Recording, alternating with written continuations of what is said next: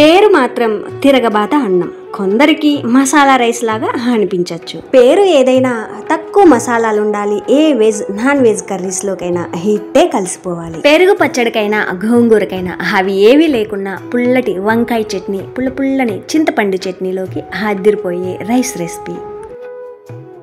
ముందుగా కుక్కర్లోకి ఒక 4-5 స్పూన్స్ దాకా ఆయిల్, ఒక 2-3 స్పూన్స్ దాకా నెయ్యి వేసుకోవడం వల్ల రైస్ రుచిగా ఉంటుంది.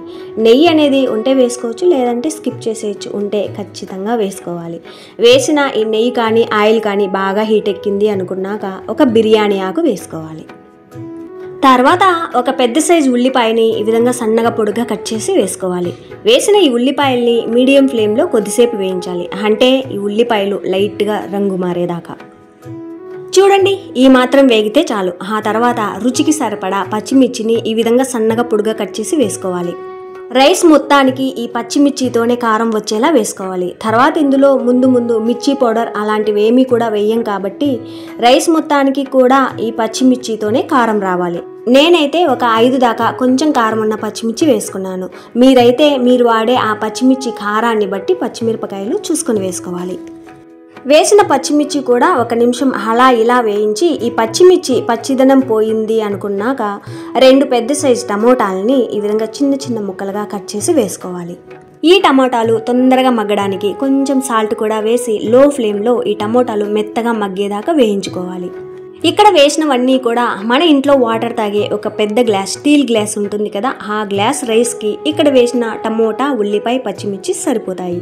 మనం రైస్ ఎంత తీసుకున్నామో దాన్ని బట్టి ఇక్కడ వేసినవన్నీ కూడా కొంచెం చూసుకొని వేసుకోవాలి. టమోటాలు వేశాక ఇక్కడ లో ఫ్లేమ్లో ఉంచి మధ్యలో కలుపుకుంటూ ఇందులోకి సింపుల్ మసాలా ఒకటి గ్రైండ్ చేసుకుందాం. మసాలా కోసం మిక్సీ జార్లోకి ఈ మాత్రం చెక్క, 2 యాలకులు, 3 లవంగాలు, అల్లం ఒక 5-6 ముక్కలు, ఒక 5-6 దాకా తొక్క తీసిన వెల్లుల్లి రెబ్బలతో పాటు ఎండు కొబ్బరి ముక్కలు వేసుకోవాలి. ఇవైతే దాదాపుగా మీడియం సైజ్, కొంచెం చిన్న ముక్కలు ఒక 10 దాకా అయితే ఉంటాయి. ఇక్కడ ఎండు కొబ్బరి లేకపోయినా పచ్చి కొబ్బరి ఉన్నా చేసుకోవచ్చు, చాలా బాగుంటుంది. కానీ వేసే ఆ కొబ్బరి అనేది మరీ ఎక్కువ వేయనవసరం లేదు. నేను తీసుకున్న ఆ పెద్ద గ్లాస్ రైస్కి ఇక్కడ వేసిన ఈ ఎండు కొబ్బరి సరిపోతుంది. కొంచెం చూసుకొని వేసుకోవాలి. ఫైనల్గా ఫ్రెష్గా కొంచెం కొత్తిమీర, కొంచెం పుదీనాని శుభ్రంగా కడిగి వేసుకోవాలి. తర్వాత వీటిని కొంచెం నీళ్ళు వేసుకుంటూ సాధ్యమైనంత వరకు మెత్తటి పేస్ట్లా గ్రైండ్ చేసుకోవాలి. ఈ మసాలా సరిగ్గా గ్రైండ్ చేయలేదు అంటే రైస్లో కలవకుండా కుక్కర్ మూత తీసిన తర్వాత పైనే మొత్తం పేరుకుపోయి ఉంటుంది. దానికోసమే సాధ్యమైనంత వరకు మెత్తగా గ్రైండ్ చేసామంటే రైస్లో కలిసిపోతుంది. చూడండి ఈ విధంగా. సరే, ఒకవైపు ఈ మసాలా గ్రైండ్ చేసుకుంటూనే మధ్యలో ఈ టమోటాలని లో ఫ్లేమ్లో కొంచెం మెత్తగా మగ్గేదాకా ఉడికించుకోవాలి. చూడండి, టమోటాలు ఈ విధంగా మెత్తగా మగ్గాయి అనుకున్న తర్వాత ఇందాక గ్రైండ్ చేసుకున్నాం కదా, ఈ మసాలా వేసుకోవాలి.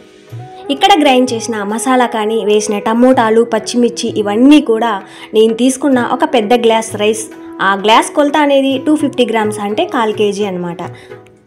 ఈ రైస్లో మసాలా అనేది కొంచెం తక్కువగానే ఉంటుంది, లైట్గానే ఉంటుంది. మసాలా కొంచెం బాగుండాలి అంటే ఈ స్టేజ్లో 1 స్పూన్ దాకా ధనియాల పొడి, రుచికి సరిపడా కారం, ఒక 1/2 teaspoon garam masala, 1/2 teaspoon కావాలంటే బిర్యానీ మసాలా, 1/4 టీ స్పూన్ దాకా పసుపు కూడా వేసుకోవచ్చు.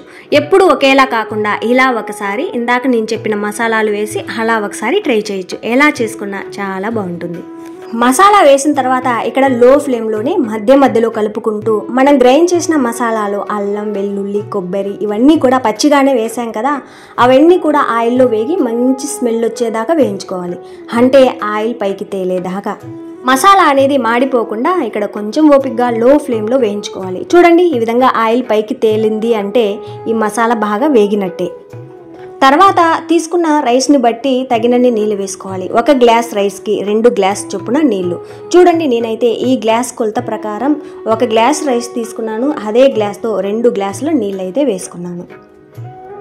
అదే బాస్మతి రైస్ తీసుకున్నట్టయితే 1 గ్లాస్కి 1.5 గ్లాస్ నీళ్ళు వేసుకుంటే సరిపోతుంది. తగినన్ని నీళ్ళు వేశాక ఈ నీళ్లు తొందరగా ఉడకడానికి హై ఫ్లేమ్లో కొద్దిసేపు ఉంచాలి. మరీ ఎక్కువసేపు ఉడికించాల్సిన అవసరం లేదు. నీళ్లు కొలత ప్రకారం వేసుకున్నాం కాబట్టి ఆవిరైపోకుండా. చూడండి, ఈ మాత్రం ఉడికిన తర్వాత లో ఫ్లేమ్లో ఉంచి ఈ స్టేజ్లో ఉప్పు, కారం సరిచూసుకోవాలి. కారం తక్కువ ఉంటే కొంచెం వేసుకోవచ్చు, కానీ సాధ్యమైనంత వరకు పచ్చిమిర్చితోనే ఈ రైస్కి కారం వచ్చేలా చూసుకోవాలి. ఈ రైస్ స్పెషల్ కూడా అదే. ఉప్పు కారం సరిచూసి అంతా ఓకే అనుకున్నాక ఒక 30 నిమిషాల దాకా బాగా నానబెట్టుకున్న రైస్ వేసుకోవాలి. రైస్తో పాటు నీళ్ళు అనేది ఏమాత్రము పడకుండా చూసుకోవాలి. ఏమాత్రం నీళ్ళు అనేవి కొంచెం ఎక్కువైనా ఆ రైస్ అనేది కొంచెం మెత్తగా ముద్దలాగా అయిపోతుంది. రైస్ వేసిన తర్వాత అలా ఇలా కలిపేసి ఫైనల్గా మళ్ళీ ఒకసారి ఉప్పు కారం సరిచూసి అంతా ఓకే అనుకున్నాక కుక్కర్ మూత పెట్టి మీడియం ఫ్లేమ్లో 2 విజిల్స్కి స్టవ్ ఆఫ్ చేయాలి. అన్ని కుక్కర్లు ఒకేలా పనిచేయవు కదా, నేను వాడే ఈ బుడ్డి కుక్కర్ లో ఫ్లేమ్లో ఒక విజిల్, మీడియం ఫ్లేమ్లో ఒక విజిల్కి రైస్ పర్ఫెక్ట్గా ఉడికిస్తుంది. మీరు వాడే ఆ కుక్కర్ రైస్ని ఎన్ని విజిల్స్కి ఉడికిస్తుందో అన్ని విజిల్స్ పెట్టుకోవచ్చు. కొంచెం పెద్ద కుక్కర్లో అయితే మీడియం ఫ్లేమ్లో 2 విజిల్స్కి స్టవ్ ఆఫ్ చేసుకోవచ్చు. ఎప్పుడు చెప్పేదే, రైస్ ఉడికిన తర్వాత వెంటనే ఓపెన్ చేయకుండా దాదాపుగా ఒక 20 నిమిషాల తర్వాత ఓపెన్ చేయాలి. అప్పుడే రైస్ లోపల బాగా సెట్ అవుతుంది, ముద్ద అవ్వకుండా ఉంటుంది. ఈ విధంగా కలిపినా కూడా పైనున్న మసాలా కిందకి, కిందున్న రైస్ పైకి అలా ఇలా కలిపి సర్వ్ చేసుకోవచ్చు. అంతే.